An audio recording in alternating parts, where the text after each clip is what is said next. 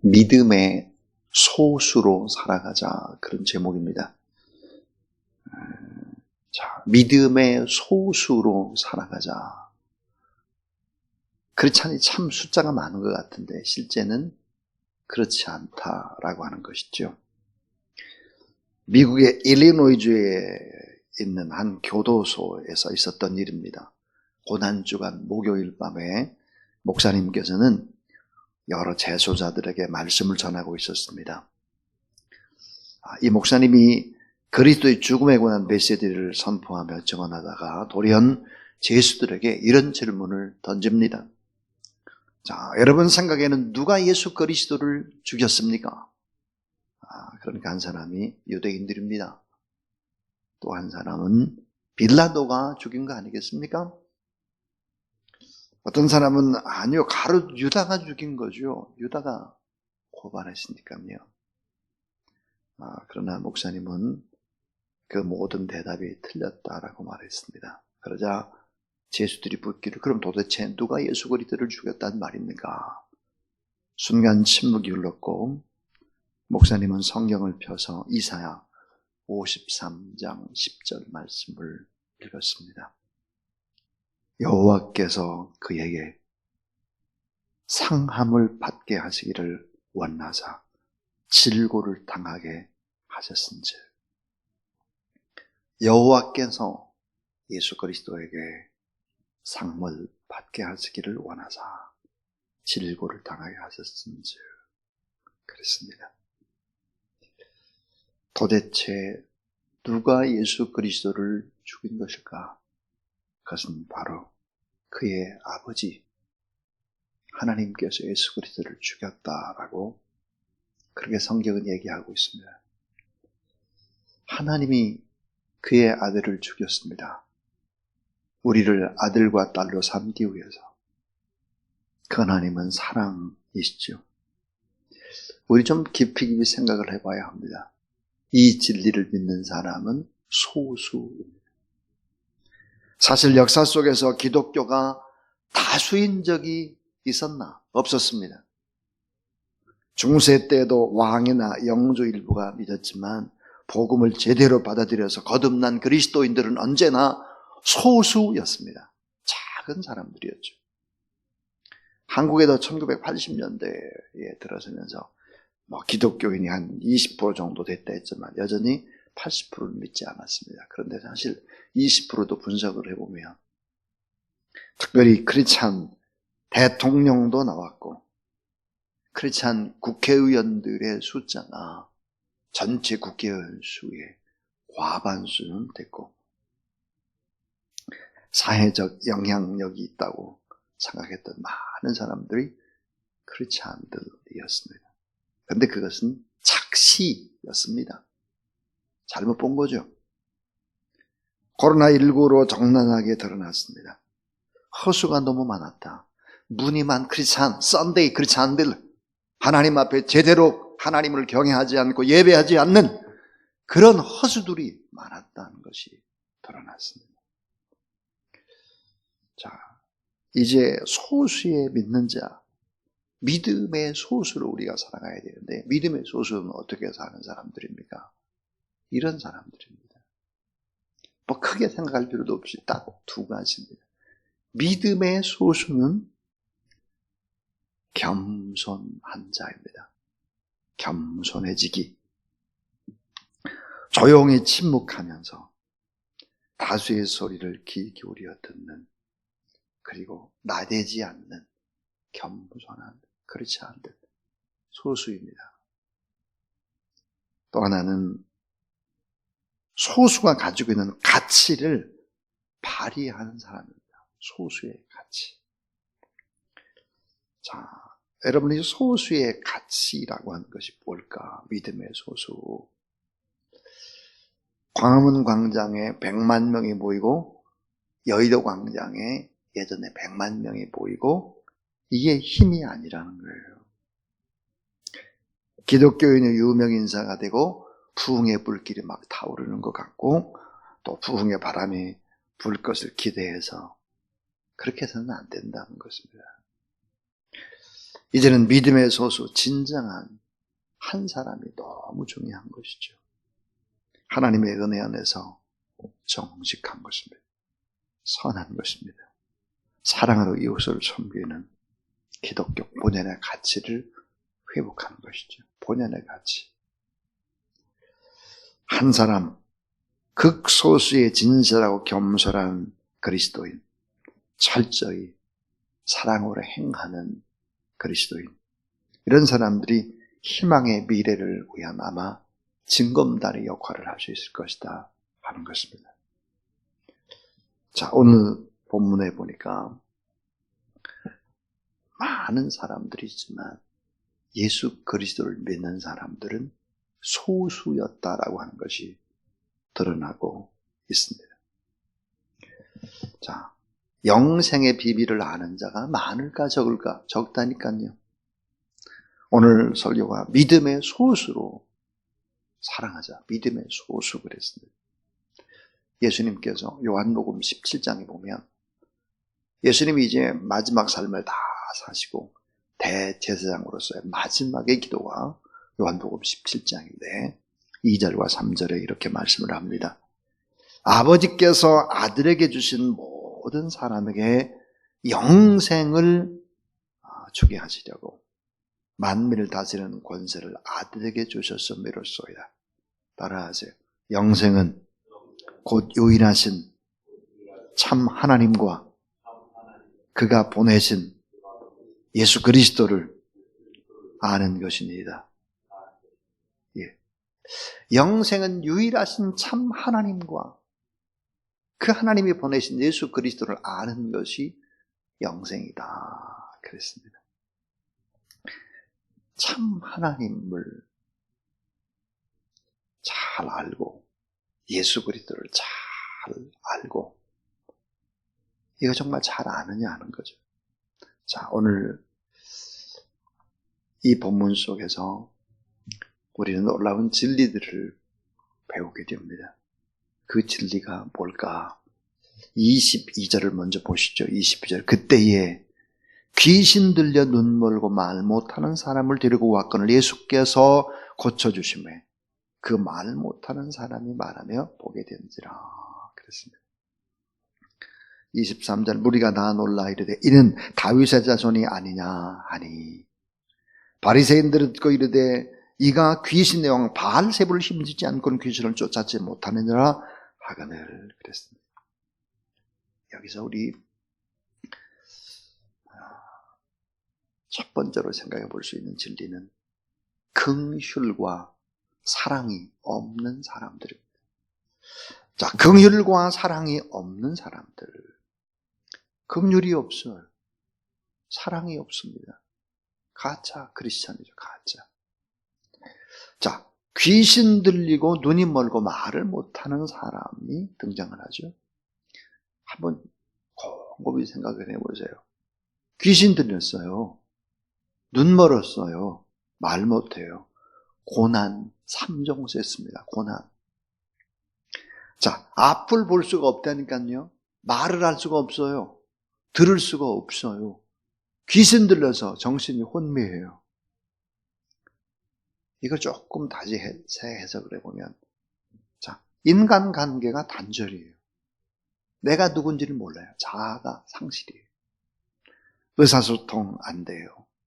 들을 수 없어요. 소망의 상실, 어두운 밤만 계속되고 있는 귀신 들리고 눈 멀고 말 못하는 사람입니다. 세상에서 가장 무서운 병은 암이 아닙니다. 백혈병도 아니죠. 그것은 고독감과 소외감입니다. 이 단절의 고통, 버려졌다는 절망, 두려움. 예수 그리스도는 긍휼과 사랑으로 이를 고치는 것입니다. 바리새인들은 바로 긍휼과 사랑이 없었다 하는 것이죠. 안식일을 범하는지 범하지 않는지 두고 보겠다라고 그물을 쳐놓고 덫을 놓고 걸려들기를 원하는 거죠. 그런데 예수는 뚜벅뚜벅 걸어가서 스스로 그 그물에 걸리는 거예요. 덫에 치이는 것입니다. 긍휼과 사랑이 없는 사람들의 모습. 나는 예수 그리스도를 믿으면서 얼마나 긍휼이 있나, 눈물이 있나, 가슴이 따뜻한가. 나는 얼마나 예수 그리스도를 믿기 이전보다 사랑이 더 많은가를 생각해 봐야 합니다. 여러분이 만약에 또 저에게 참 저분은 좀 예수 믿는 사람 같질 않아. 사랑이 없어. 점점점 완악해지는 것 같아. 무서워. 이런 얘기를 듣는다면 우리는 인생을 잘못 사는 껍데기입니다. 긍휼과 사랑이 없는 사람들, 바리새인들이었습니다. 참 무섭죠? 성경을 많이 알고 있는 사람이야. 구약 성경이지만 참사랑 예수 그리스도를 믿지 못했지만 그들은 반쪽짜리라도 성경을 아는 사람들이었다. 긍휼과 사랑이 없는 사람들입니다. 두 번째는 메시아를 믿지 않는 사람들입니다. 메시아. 다시 말하면 예수님이 메시아라는 사실을 믿지 않아요. 마태복음 12장 13절 무리가 다 놀라서 이는 다윗의 자손이 아니냐. 많은 무리가 뭐예요? 이분이 다윗의 자손 메시아 맞다. 이스라엘 민족이 그토록 기다리던 메시아 다윗의 자손이다. 그렇게 외쳤습니다. 이사야 35장 4절에 보면 메시아가 오게 되면 이 다윗의 자손 메시아가 오게 되면 세상은 이렇게 바뀔 것이다. 그랬습니다. 메시아가 오면 그때 소경의 눈이 밝을 것이요 기목을의 귀가 열릴 것이며 다리 저는 자는 사슴처럼 기뻐 뛸 것이고 또한 벙어리 혀는 아름다운 노래가 터지고 메마른 광야에 샘물이 솟고 사막에 꽃이 피고 제사함을 받은 그런 사람은 기쁘게 찬양할 것이니라 그랬습니다. 소경의 눈, 기목을 위해 귀신 들린 자가 올바로 돌아오고 이게 뭐예요? 메시아가 오시면 이런 현상들이 일어난다. 예수 그리스도를 믿으면 이렇게 된다 하는 거예요. 근데 바리새인들은 어때요? 마음이 뒤틀렸습니다. 왜요? 예수님이 이런 기적을 행하고 있거든요. 그래서 오히려 증오와 또 미움과 분노가 터지는데 뭐라고 말을 하느냐? 뭐라고 예수님을 모독했을까요? 24절입니다. 메시아가 아니다. 귀신의 왕 바알세불을 힘입어서 기적을 행하는 거다. 그랬습니다. 예수님을 바알세불 귀신의 왕이다. 이렇게 격하시키고 있죠. 공격하고 있습니다. 이 세 번째 이야기도 보면 아주 중요한데요. 이 세 번째는 귀신 추방과 하나님의 나라를 믿지 못하는 사람들입니다. 이 귀신 추방과 하나님의 나라는 아주 밀접한 관계가 있는 거죠. 예수 그리스도를 믿지 않으면 어떻게 될까요? 예수 그리스도를 진실하게 믿지 않는 사람의 마음속에는 뭐가 있을까? 귀신이 있죠. 악한 영이 있는 것입니다. 악한 영, 귀신이 그 마음 안에 자리를 잡고 있는 거야. 악령이 내주하고 있다 이 말이에요. 그러니까 예수 그리스도를 믿었다라고 하는 것은 악한 영이 떠나간 거예요. 마귀가 떠나간 거예요. 귀신이 떠나간 거예요. 그리고 뭐예요? 하나님의 나라가 임한 것입니다. 하나님의 나라. 오늘 마태복음 12장 25절 26절을 한번 보시면 25절 26절 한번 같이 두 절을 읽어보겠습니다. 시작. 예수께서 그들의 생각을 아시고 이르시되 스스로 분쟁하는 나라마다 황폐해질 것이요 스스로 분쟁하는 동네나 집마다 서지 못하리라. 그 다음에 26절에 만일 사탄을 쫓아내면 스스로 분쟁하는 것이니 그리하고야 어떻게 그의 나라가 서겠느냐. 28절에 아주 중요한 구절이 있습니다. 그러나 내가 하나님의 성령을 힘입어 귀신을 쫓아내는 것이면 하나님의 나라가 이미 너희에게 임하였느니라. 성령의 능력을 힘입어서 귀신을 쫓아내는 것이면 하나님의 나라가 이미 임한 것이다. 그랬습니다. 그러니까 우리는 생각을 해야 합니다. 예수 그리스도를 믿는다고 하는 것은 악령이 떠나간 거예요. 악령이 내 안에 오래 들러붙어 있었습니다. 악한 영의 세력들이. 근데 예수 그리스도를 믿음으로 말미암아 성령이 내 안에 내주를 시작한 것입니다. 성령이. 여러분, 성령이 내주를 시작한 사람들의 특징이 뭘까요? 긍휼과 사랑이 많은 거예요. 끝까지 고집부리고 미워하고 분노하고 증오하고 나쁜 소리하고 악령이 있는 사람이 그렇게 하는 거예요. 메시아를 믿어요. 예수 그리스도는 메시아구나. 그리스도이시구나. 그분은 진정한 왕이요. 그분은 진정한 선지자요. 그분은 진정한 제사장이구나. 이걸 믿는 거예요. 귀신이 떠나가고 하나님의 나라가 임한다는 것을 믿는 사람들이죠. 자, 여러분, 귀신의 세력이라는 것이 무엇입니까? 귀신의 세력은 바로 죽이는 자입니다. 살인자예요. 죽이는 자, 살인자. 자, 거짓의 압입니다. 도적이에요, 도적. 도적이고 강도예요. 파괴자예요. 뺏는 자예요. 무서운 조직으로 움직이는 자들이 바로 이 귀신의 세력들, 마귀의 세력들입니다. 돈이 많은데, 옛날보다 살기가 좋은데, 왜 점점점 죽이고 살인하고 거짓말하고 도적질하고 강도, 파괴하고 남의 것을 뺏고 이런 일들이 많아질까? 그것은 어때요? 본질적으로 악한 영, 귀신의 영이 내주하고 있기 때문에 진실하게 예수 그리스도를 믿으면 떠나가는 거예요. 그리고 하나님의 나라가 임하는 거죠. 여러분의 마음 안에는 이미 하나님의 나라가 임했다는 사실을 믿으시길 바랍니다. 그 다음 네 번째는 성령의 권능을 믿지 않는 사람들이에요. 성령의 권능을 믿지 않아요. 자, 여러분, 성령이 무엇입니까? 성령. 이 성령은 모독하고 또 성령은 믿지를 않아요. 이 성령이라고 하는 것은 살리는 영입니다. 살리는 영. 여러분을 만나면 주변의 사람이 살아나야 합니다. 꿈을 꿔야 합니다. 잃어버렸던 사람들이. 성령은 무엇입니까? 생명의 영이에요. 성령은 무엇일까요? 희망과 꿈을 주는 영이에요. 근데 성령을 가리켜서 보혜사 그랬습니다. 여러분, 보혜사가 뭡니까? 보자가 지킬 보자예요. 지켜주시고, 자, 지킬 뿐만 아니라 보호해 주시고 인도하시고, 그 다음에 보혜사가 뭐냐? 가르치는 영이에요. 이 성령은 어때요? 가르쳐 주세요. 지혜의 영이요, 능력의 영이요, 상기를 주는 변화의 영이죠. 그래서 결국은 어때요? 이 성령의 권능을 믿지 않게 되면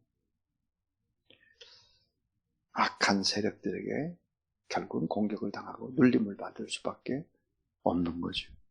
근데 29절 30절을 보시면 뭐라고 되어 있을까? 29절 30절에 나는 사탄의 세력을 정복했고 나는 강한 사탄의 권세를 깨뜨렸다. 예수님이 그렇게 말씀을 하시는 것이죠. 예수를 믿는 것은 바로 그런 것입니다. 그 다음에 이제 다섯 번째로 아주 또 중요한 진리가 숨겨져 있습니다. 그게 뭘까요? 말의 위력, 말의 위력을 믿지 않는 사람들. 이 언어라는 것이 얼마나 엄청난 힘을 가지고 있는지를 믿지 않아요. 그러니까 막 함부로 말을 해요. 이 말은 공중에 그냥 흩어지는 것이 아니고 그대로 다 말하는 자신의 가슴에 쌓이고 듣는 사람 상대방의 그냥 가슴에 심겨지는 것이라는 사실을 모르고 함부로 말을 하는 거예요. 자, 오늘 34절을 한번 보세요. 독사의 자식들아, 너희는 악하니 어떻게 선한 말을 할 수 있느냐? 이는 마음에 가득한 것을 입으로 말함이니라. 35 5절에 선한 사람은 그 쌓은 선에 선한 것을 내고 악한 사람은 쌓은 악에서 악한 것을 내느니라 그랬습니다. 36절에도 무서운 얘기를 하고 있죠. 내가 너희를 이 사람이 무슨 무익한 말을 하든지 심판날에 이에 대하여 신문을 받으리니. 37절 같이 읽습니다. 시작. 내 말로 의롭다 하심을 받고 내 말로 정죄함을 받으리라. 말의 위력을 믿지 않습니다. 말은 어때요? 창조의 능력이다 그랬어요. 우리가 이미 말을 하게 되면 하나님은 어때요? 하나님은 말에 대한 창조를 시작한다. 죽고 사는 권세와 그런 능력이 말에 있다. 또 부자가 되고 가난한 것도 말에 있고 병들고 건강하고 이것도 다 언어에 있다. 그래서 참 말을 하는 것은 뼈에 새기는 거예요. 각인된 것은 각인. 참 그래서 무서운 거예요. 그래서 여러분 믿음의 소수라고 하는 것은 뭘까요? 바리새인들이 믿지 않았던 이 5가지를 믿는 사람들이 믿음의 소수인 거예요. 이 믿음의 소수가 뭐예요? 가치이고 핵심인 거예요. 허수들이 많았다는 것이죠. 허수. 이 5가지를 온전히 믿느냐?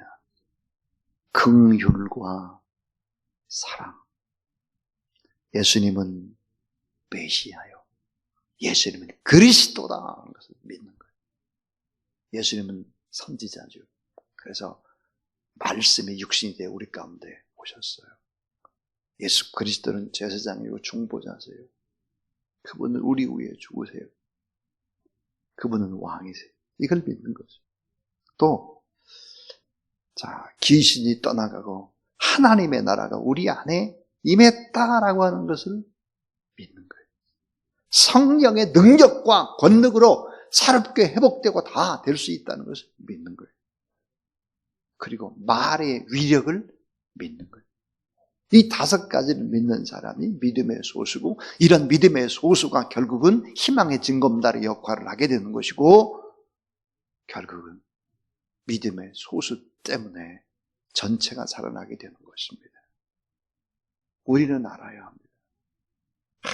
항상 강조하는 원리와 원칙들이 무엇입니까? 그 원리와 원칙들은 바로 10분의 1, 10분의 1, 또 20분의 1, 또 80대 20의 역할, 그래서 어때요? 4분의 1. 이런 강조를 하고 있죠. 우리는 잊지 말아야 합니다.